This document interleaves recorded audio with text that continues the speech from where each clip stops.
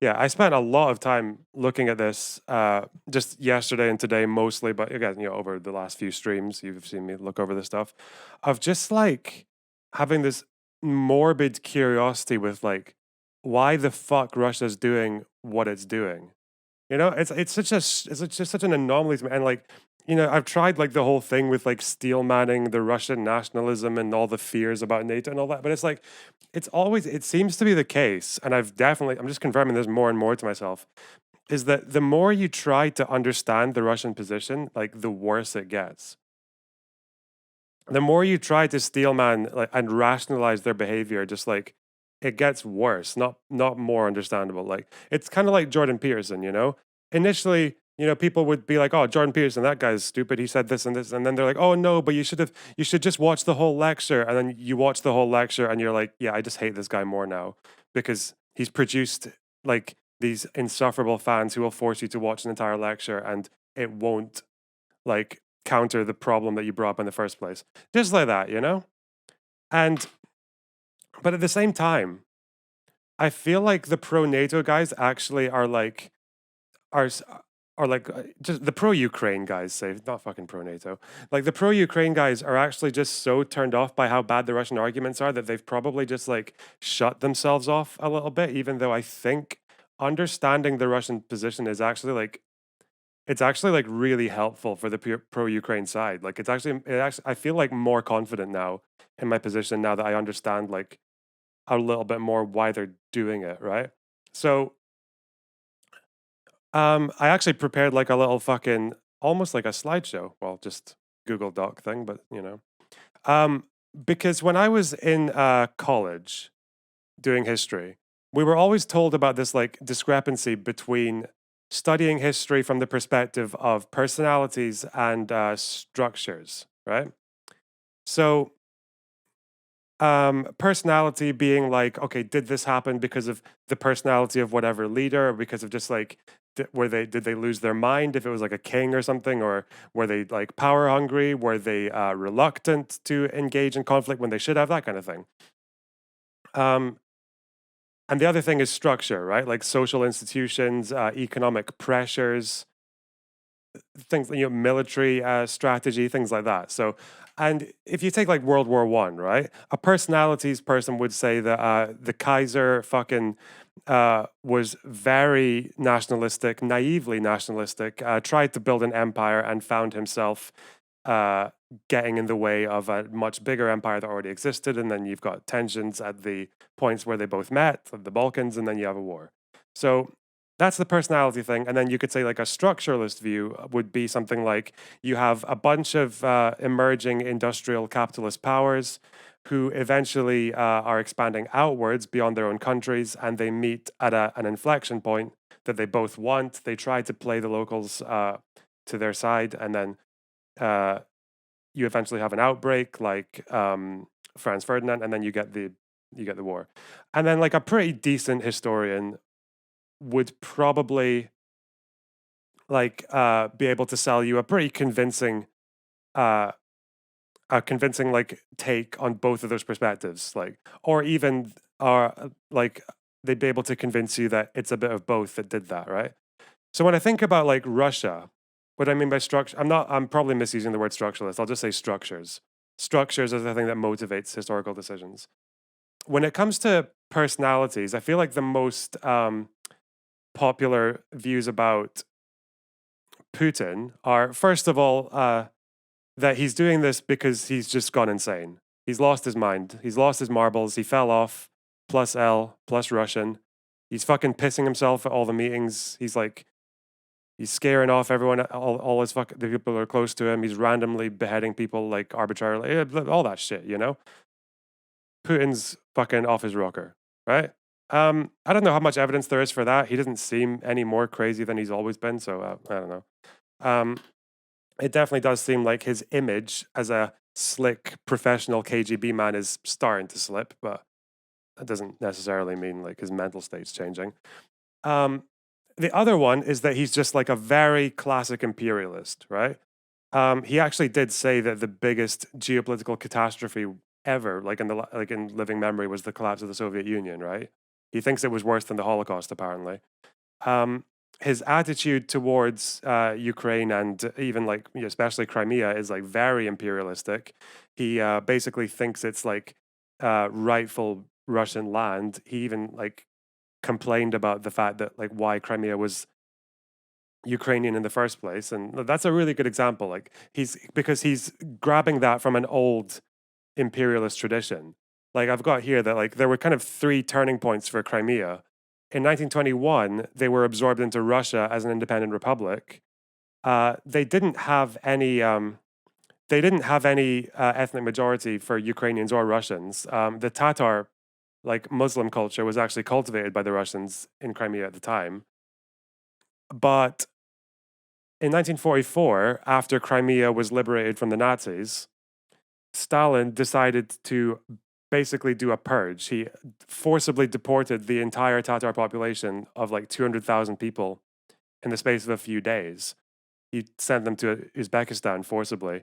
Um, it's estimated that between like a quarter and half of them died on the way. So, pretty brutal fucking move. And that's when Crimea became an ethnic Russian majority. Um, In 1954, though, once Crimea was was majority ethnically Russian, Khrushchev transferred Crimea over to Ukraine, and part of his reasoning in doing that was that he wanted to provide some kind of counterweight to this emerging pro-Western Ukrainian nationalism.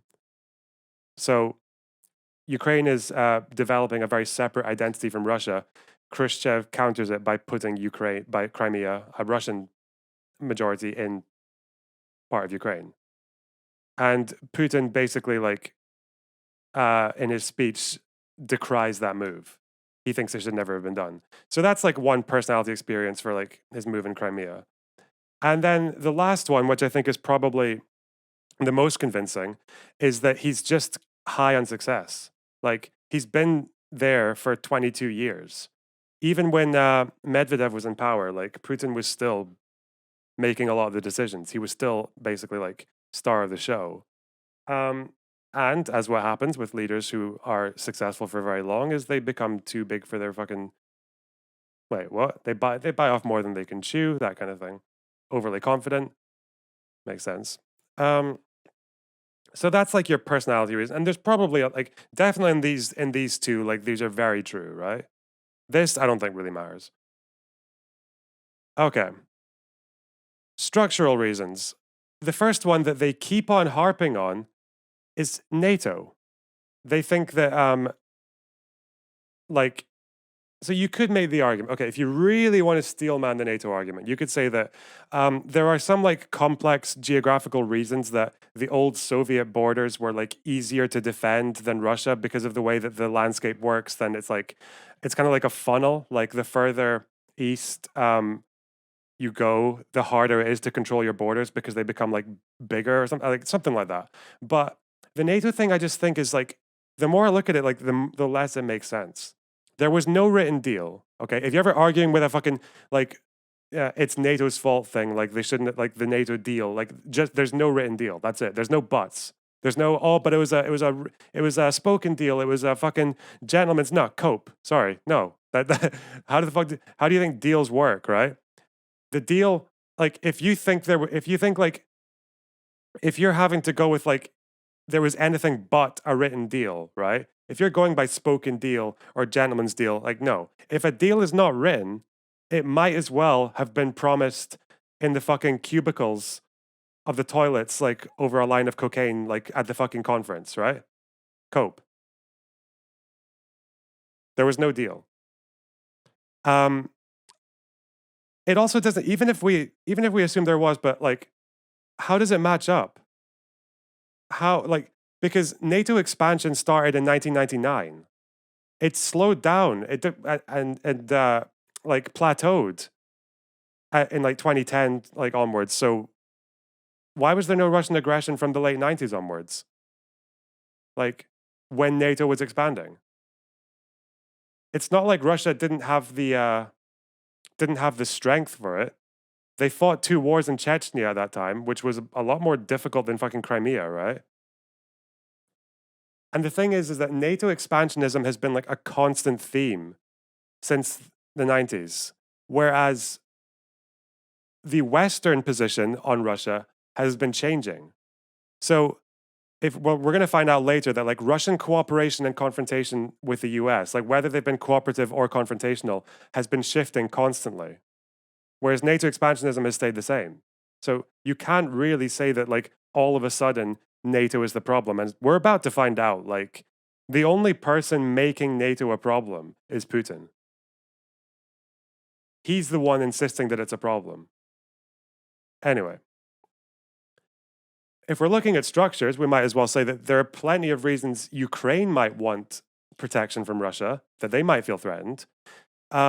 Whether it was back from, I'm only just taking like this as an arbitrary thing. There's issues before this, but like in 1764, when you had Catherine the Great, who forcibly got like erased Ukrainian autonomy, she forced Ukrainian peasants into serfdom. They basically bribed Ukrainian Cossack leaders to become Russian nobles. You've got the Ems Act in 1876, when all publishing in the Ukrainian language was banned. Any like politicized Ukrainians were lost their jobs, or they were arrested, or they were sent into exile.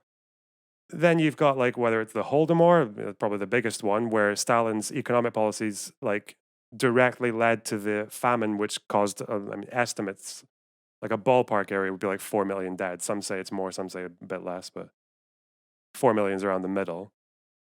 So the Ukrainians have quite a few reasons to be worrying about Russian activity in their history. Um, it's interesting that like this guy who's being kind of touted as like the big name on the "this is the West fault" thing. He wrote an article about this a few years ago, and he's going to get brought up a lot more. That he's like the big academic international relations professor who says that this is the West's fault. Uh, Mearsheimer. He he's aware of this as well. He's aware of Russia's threat to Ukraine. In 1993, he actually wrote an article arguing in favor of Ukraine keeping its nuclear weapons because of the risk of Russian aggression. So he acknowledges that. And now he's blaming like the situation on NATO like everyone else. So but yeah, nonetheless, that Ukrainian nuclear deterrent was given up to Russia in 1994. So there we go. Zombie Chris lives with the Prime sub. Thank you very much. Oh, yeah, the sub goal is working. Fuck you guys. We all good so far? Okay, let's go. So, as far as structural things go, there is actually some structural motivation for why Russia is doing what it's doing now. And you'll probably, it's kind of difficult to decide exactly where that starts, but I'm going to go from like 2009. I think that's like a post-economic crash. So 2009 to 2012 was like a period called like the reset of US-Russian relations. This was when Obama managed to secure access to supply routes between Russia and Afghanistan, because American soldiers actually in Afghanistan would sometimes have to move through Russia. So there was cooperation there. They both had a common enemy in the Taliban. The Americans actually fought to secure Russia's membership in the World Trade Organization in 2012. The visa regime was loosened. Even at this time, in 2010, there was a poll that showed like 60% of Russians had a positive view of the US. Obama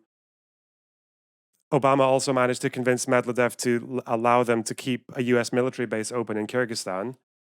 And Medvedev, kind of in exchange, abstained on Libya in 2011, as in like he didn't veto it. He allowed the US to go into Libya.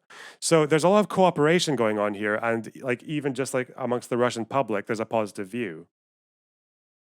At this stage, there was from Western governments a signaling that Ukraine might have NATO prospects in the future.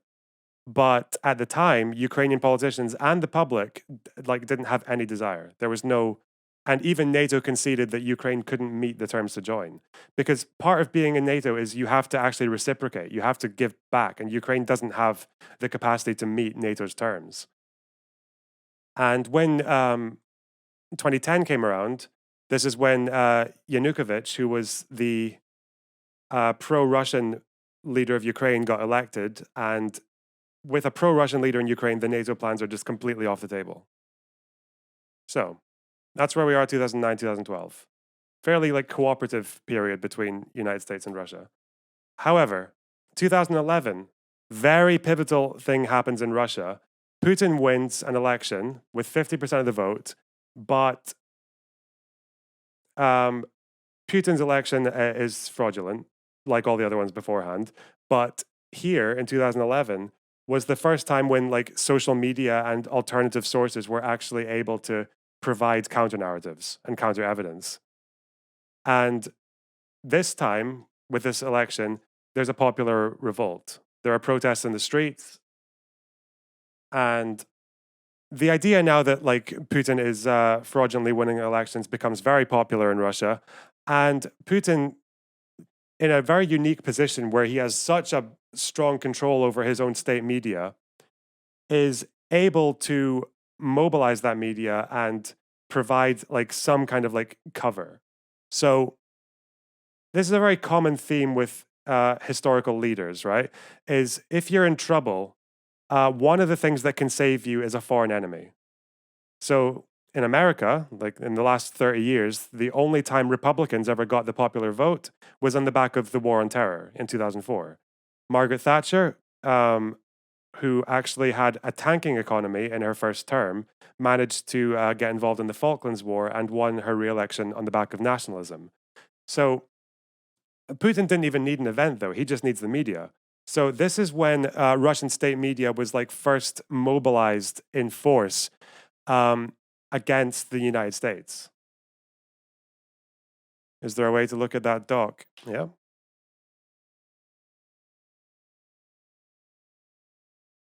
There you go.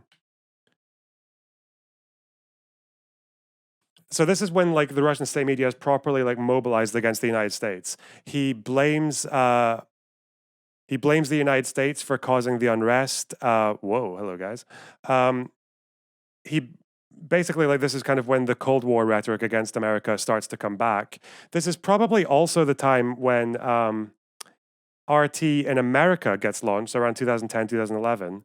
And then RT UK comes in 2014. And I don't know if you ever watched, like, if you ever watched RT around that time, 2011 onwards, it is so, that's like, you ever wondered why RT always would bring on like very left wing, anti imperialist kind of characters, even though Russia is not a left wing country, right? And that's because it was to foment anti American and like anti Western sentiments. That was like the function. And then over in Russia, they were doing the same thing. So especially when it came to foreign policy, it didn't matter that they were correct. It mattered that they were, yeah, like they often with anti-Western stuff, they were correct. It's just that they pushed it to like, you know, the amount of focus they devoted to it was like very disproportionate. And obviously they never spoke about Russian imperialism. So this is when like Russian US relations started to become framed as well in the Russian media as like a zero sum game. The whole like mutual benefits idea was like completely out of the window. And that was when, although the mutually beneficial US base in Kyrgyzstan was kept, Putin actually closed it in 2014. So this thing here, this is when Putin starts to focus on like a zero sum game with America and Russia. That's really important, okay? Because we'll come back to it in a bit, though. So in 2012, Obama kind of responds or just decides to take a more confrontational position towards Russia. So this is the whole thing, like, you know, should we be like, is there like appeasement versus like aggression? And then like Russia, Obama becomes more confrontational. So there were like missile defense talks that were abandoned. There were like arms treaties that were no longer getting renewed. There were sanctions against Russians who were involved in human rights offenses, sanctions on Russian leaders and even companies. So this is when like the U.S. rule against Russia becomes a lot more aggressive. But you'll notice here that like Russian aggression towards neighboring countries doesn't actually change. So again, the idea that like people are always torn between like whether or not Western complacency or Western aggression actually influences Russian behavior. The more you look back, like the evidence for this just isn't there. It seems to be the case that since like the 1950s, whatever the US does, it doesn't seem to matter like what Russia does.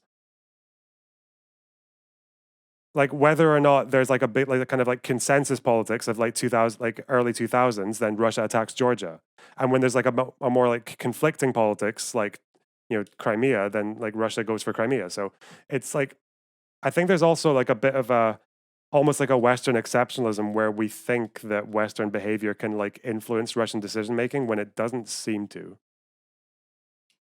But all the same, by 2013, nearly 40% of Russians start to view the US as Russia's greatest enemy. The year before that, it was Georgia, but this was up from like 26% in 2011. So it's like it's starting to climb up. So the media campaign is effectively like successful. Now, the idea that Russia started to see American relations in zero sum terms comes really, really important here in late 2013. So, when it comes to trade agreements, the EU has the EU Association Agreement for countries that are outside of the EU, and within as well. And Russia is part of a bloc called the Eurasian Customs Union. Um, and in the like, just kind of following the recession, countries that like needed like smaller countries that needed assistance would start to like choose whether or not they wanted to lean towards Russia or towards Europe.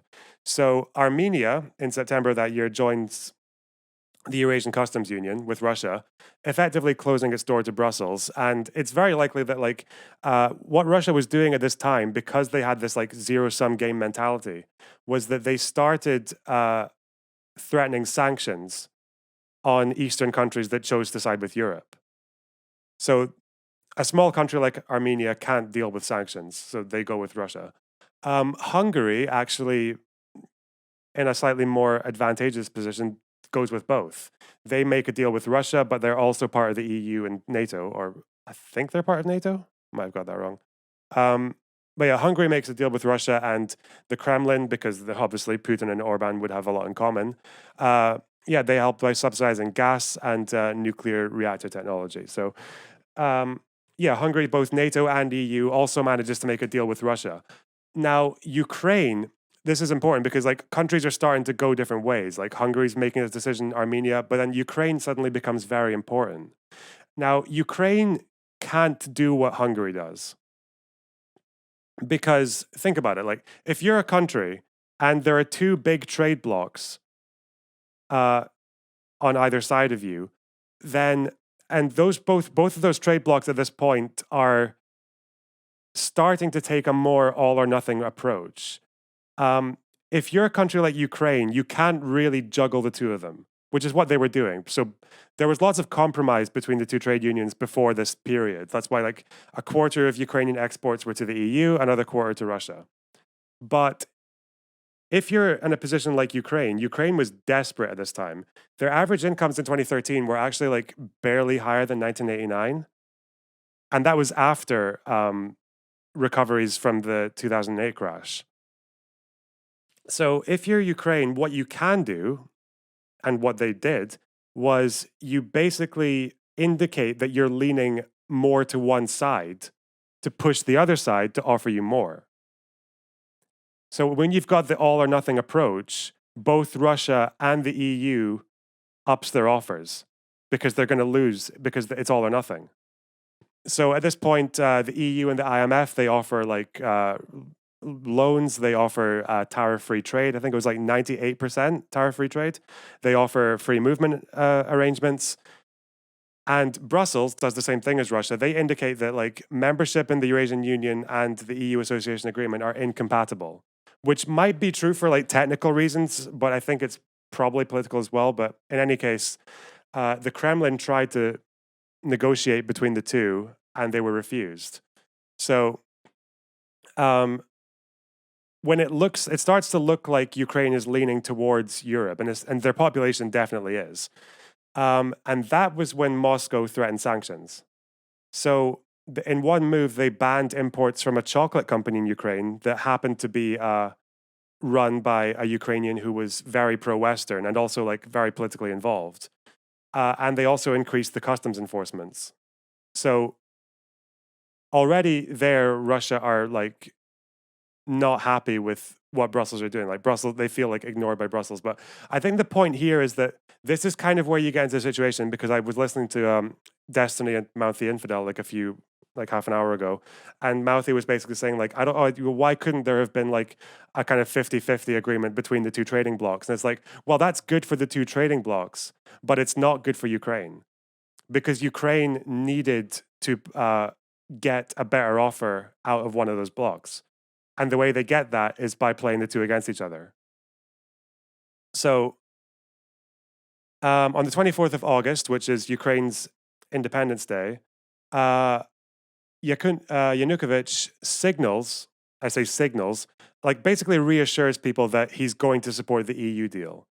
But because Yanukovych is a corrupt piece of shit, he also throws in a little line at the end about how he wants to actually lean towards to strengthen relations with Russia.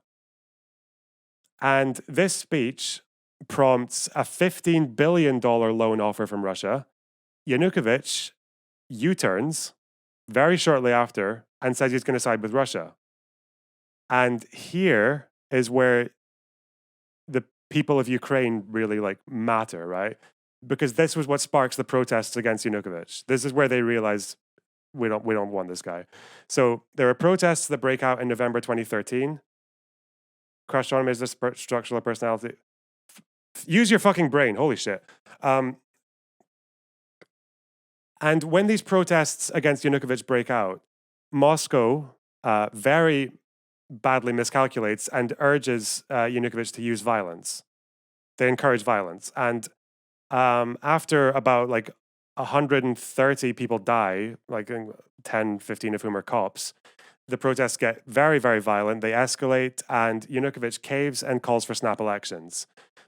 The day after he allows elections, Kyiv comes under protesters' control.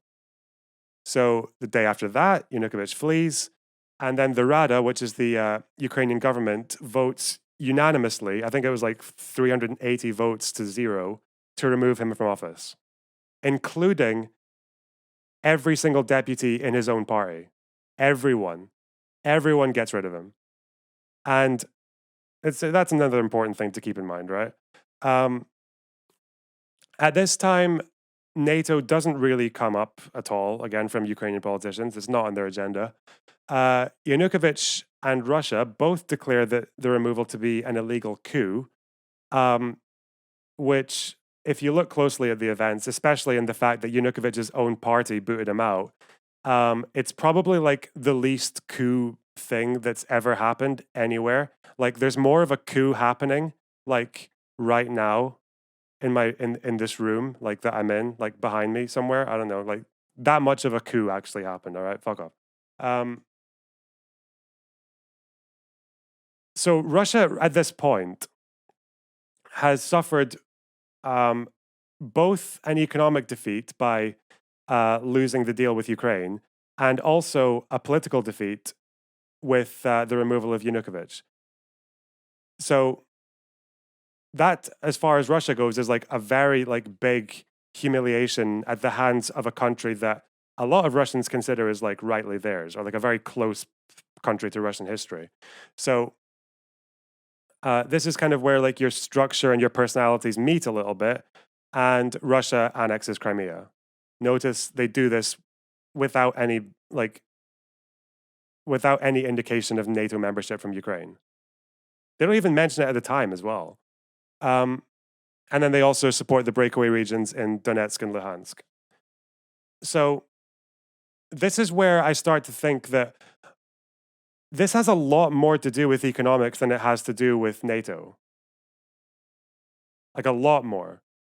Which makes me start to think like, okay, why did they talk about NATO then? And the answer, I think that the best one I can come up with is that NATO is a proxy issue. Because a poor country deciding to make an all or nothing deal with Europe so they can get more out of the deal, um, is not really something that you can use to justify military action, right? You can't say we're doing this because we got fucked out of an economic deal, right? You can't do that. You can't politicize economic trade deals in the same way that um, you can't politicize economic trade deals in the same way that you can politicize military threat, real or perceived.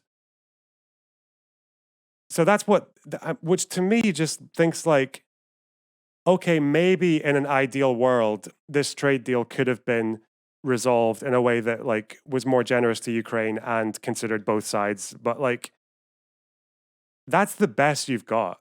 And the fact that that like is being used is the fact that like that is like a more sensible reason for what Russia's doing than like the NATO thing. Just like it shows you just like how fucking like manipulative Putin is being by making it all about NATO now. Because that's what it is. NATO is a proxy issue. You can't politicize trade agreements, but you can politicize uh, like very real Russian fear. Um, so, which is kind of what Putin does, right? Like Russia has a very nationalistic population. And what Putin can do is he can appeal to Russia's history and say that, well, Russia has actually been aggressed on by Europe plenty of times in the past. In 1812, Napoleon went into Russia. In 1918, the Allies intervened to stop the Russian Revolution. They sent like, I think it was like 14 armies or like even more. It was like armies from 14 countries into Russia to support the whites against the Bolsheviks. So big. And then there's Operation fucking Barbarossa when the Nazis occupied Russia. So they can play upon this like ingrained fear of European aggression. But the worst thing that he does is he also seems to appeal with equal effect to fucking idiot Western leftists. Because we in the West are all primed to think about the Western failures in Iraq, Afghanistan, and Libya. And so when we associate NATO and the West with that much failure, well, okay, then suddenly like a lot of doubt in the legitimacy of Western positions is like sown, right? Which is why in RT over in the UK and in Germany and America and France and all that is like RT is all like they push anti-Western imperialism so hard. Hello, Rose with the Raids of 43.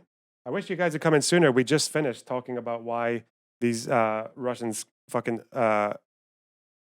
why people are so obsessed with like the NATO thing. But that's honestly that's the best answer I can come up with. That's my best understanding is that Russia was finding itself being shunned economically and politically by Ukraine, um, grasped on what little they could with Crimea and uh, the the separatist regions, but they can't tell you what it was really about, which was the fact that like the Eurasian customs agreement was ditched by Ukraine in favor of the EU. They have to make it about, defense. The same way that all bigots actually, um, the way that um, transphobes will always say that will appeal to like the defense of women. It's never aggression against trans people. It's always defense of women or defense of science or defense of fucking free speech. The same way that white nationalism is always defense of white people, not aggression against foreigners, like all that kind of thing. Yeah. This is the same thing. NATO is a proxy issue. And that's why majorly based, I love you and your fucking dribbling little brain, but for now, okay, the adults are talking, please. Yeah, that's that like unless anyone can give me anything better for like yeah, this is the best this is the best I've got right now of like and doesn't that make it like the only reason I got to this was because I just kept on thinking like no, there must be something like there must be something more rational than just Putin's a fucking crazed dictator, right? And but when you find out that there is when there's this like Russian trade agreement that went very wrong for Russia, then suddenly like Putin's position becomes worse, doesn't it? I feel like that's worse than, oh, he's just lost his mind. And by the way, I think one of the best points I read was in an article from, fuck, where was it? I can't even remember. But there was an article that basically made the point, like, I'll actually put sources in this document for the end. But it basically said, like, what guarantee is there that Ukrainian neutrality would guarantee peace? Like, really? Because Russia threatened sanctions against Ukraine over a trade deal. Ukraine was leaning towards a trade deal with the EU, and Russia threatened to impose sanctions, and they increased like tariffs, like that, which is pretty fucking brutal, like pretty coercive.